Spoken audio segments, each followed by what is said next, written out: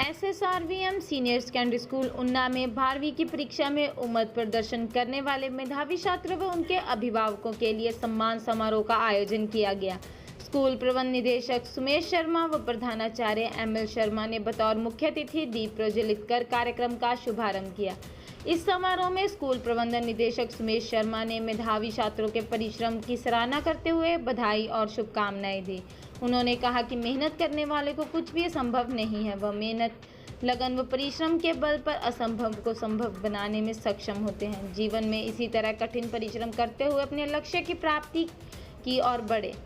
पढ़ाई के साथ साथ अपने माता पिता के सपनों को पूरा करते हुए एक अच्छे इंसान भी बने। आगे आने वाली किसी भी तरह की चुनौतियों से घबराएं नहीं।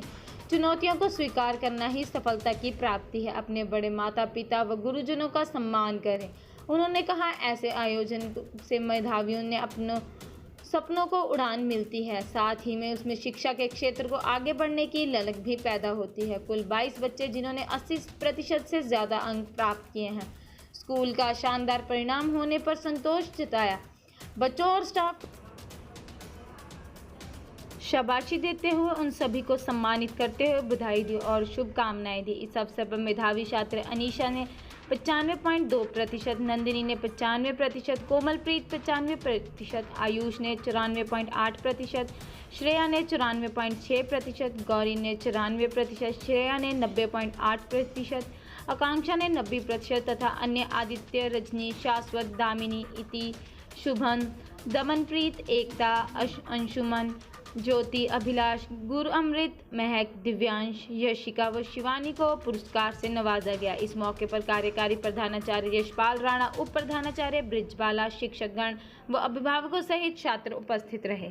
Would like to give the tribute to my teachers, my management, as well as my parents, my friends, and all the ones who supported me to reach to this platform. The aim of my life is to become a civil servant. I want to crack IAS exam, UPSC civil service, UPSC exam, and I want to become IAS officer. For that, I am pursuing BA, and after the 3 years course, I will pursue UPSC, and I will try to crack the exam, and for that I will become the IAS officer, and I want to serve the country, and I think I have that potential and dedication that I can serve my country and become IAS officer. Passed out my 12th standard. Now it's my aim to crack my NEET exam, and after that I have to do MBBS to become a doctor. And I thank my school, my teachers who helped me in single step of life to reach here. So myself Viti, I have completed my 12th standard from SSRVM. Now it's my aim to complete my MBBS from Ames College, and I have to, my first aim is to crack my NEET exam, and after that I have to do MBBS to become a doctor. I want to treat people so that nobody should be uncared in any case. I want to thank my school management, my teachers and my friends who always helped me in any single step of life for reaching my aim. To dedicate my school SSRVM, I cleared my 12th class with 84.8% marks in 12th class.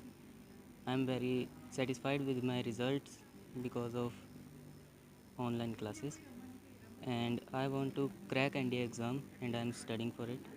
And now I want to appreciate for my school because they always motivated me to study more and more, and thanks to my school SSRV. +2 में 95% marks आए हैं और मैं इसका श्रेय अपने parents को, अपने टीचर्स को और स्कूल स्टाफ को देना चाहती हूँ।